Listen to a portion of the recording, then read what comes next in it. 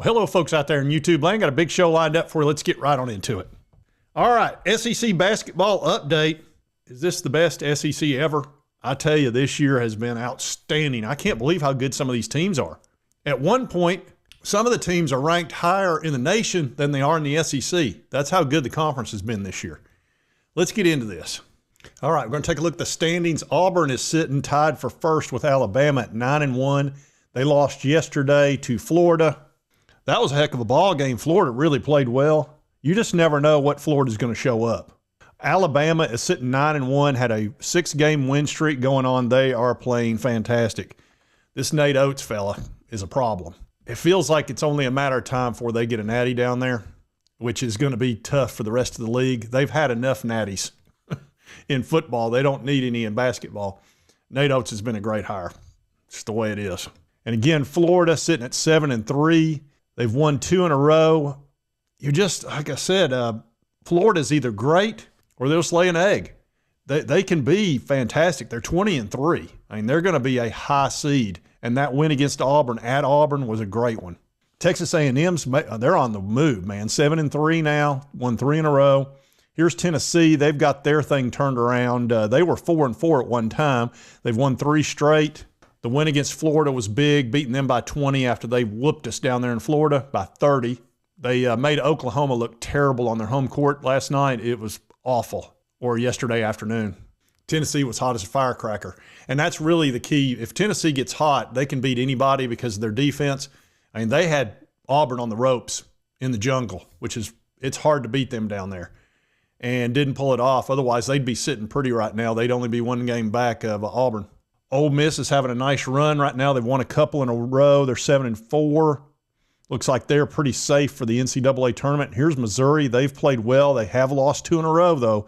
They're going to mess around here and screw up their NCAA rankings as far as the tournament. Mississippi State's 5-5. Here are the teams that are starting to get in the bubble. Mississippi State, Vanderbilt, and Kentucky. Kentucky's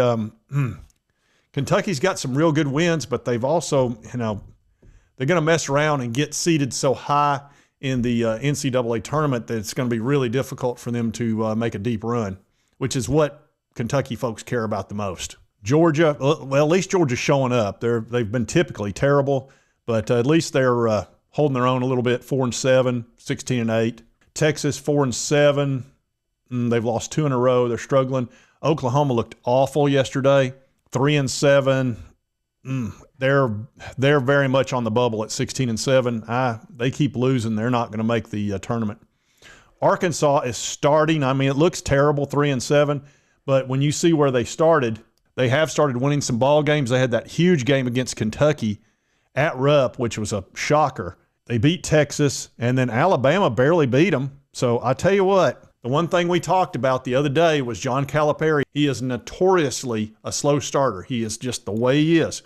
He brought in a whole new team, which some of that's not unexpected, but he did that at Kentucky a ton. He'd get those one-and-dones. They didn't merge real well. Then by the end of the year, they got kind of dangerous. That's what's happening here. Arkansas is loaded with talent. I mean, they had the number 4 class in recruiting and the number 1 transfer portal class.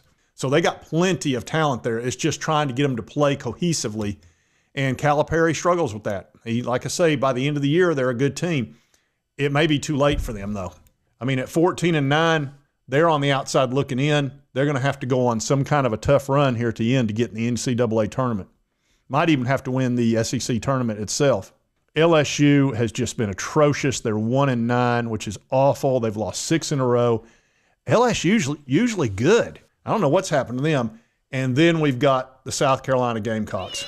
What brought you to this lowly stage? Please tell us, no matter how it hurts. Yeah, what has brought them to this lowly state? I don't get this at all. Last year, Lamont Paris was SEC Coach of the Year. He took a team that wasn't very good. They finished second in the SEC last year. They gave him Coach of the Year, gave him a big extension, 3 years. He's going to be coach there till 2030, and the buyout's high. It's well over $12 million. So I don't know what they can do. 0-10. I mean, that just seems, how is that possible to go from winning about, what did they win, 15 games last year? Sorry, they won 13. They went 13-5 last year.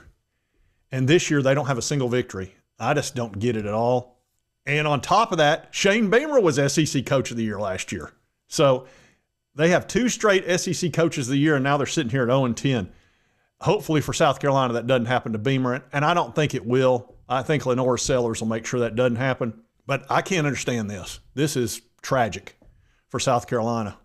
And it also speaks to the strength of the SEC. This is the best I've ever seen this conference look and play. It really is. It's very surprising. They have a ton of great victories against top 25 teams all across the board, and a crap load of these teams will get in the NCAA tournament. It's going to be the most we've ever seen. When you look at the bracketology right now, they've got Auburn as a number 1 seed, Tennessee is a number 1 seed, Duke is a number 1 in the East, and there's Alabama as number 1 in the Midwest. So that's 3 SEC teams as number 1 seeds. I know that's never happened. There's no way. Here's your last 4 byes: Oklahoma, Utah State, Georgia, and Nebraska, 2 SEC teams. Last 4 in: Vanderbilt, San Diego State, BYU, and Wake Forest. Here's your first 4 out: Arkansas, Xavier, SMU, and UCF. So Arkansas is still okay. They can get into this tournament, absolutely. First 4 out. Next 4 out: Pittsburgh, North Carolina, VCU, and USC. So as you look at these SEC standings, I mean, they've got Arkansas as the first 4 out. I mean, they're not far from getting back in this, and they're at the very bottom of the SEC. And all these other teams have got a great chance of getting in. Every other team's got a great chance. Only LSU and South Carolina are definitely out.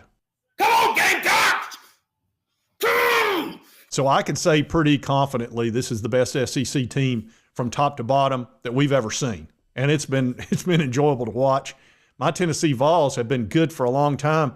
We're 7-4 this year, and we were number 1 for 4 weeks straight. You can get your butt whooped in this conference right now. It feels like an ACC conference back in the day that was just loaded with great teams. I'm sure NIL has had a lot to do with this. A lot of the SEC clubs are spending money. I know the Vols spent quite a bit of money. I know Kentucky has, Arkansas has. I mean, they all have. And with revenue sharing coming, I don't see that changing any. Big Ten might get into the game a little bit. We'll see how that plays out. You may see them build up their basketball as well. Anyway, I did want to cover this SEC, and I'm going to quickly take a look at the women's rankings as well. No shock here, the South Carolina women's team is 10-0. So the men are 0-10, the women are 10-0. LSU, it's almost like they reversed it. LSU's 9-1, they're 1-9 in the men's. So go figure.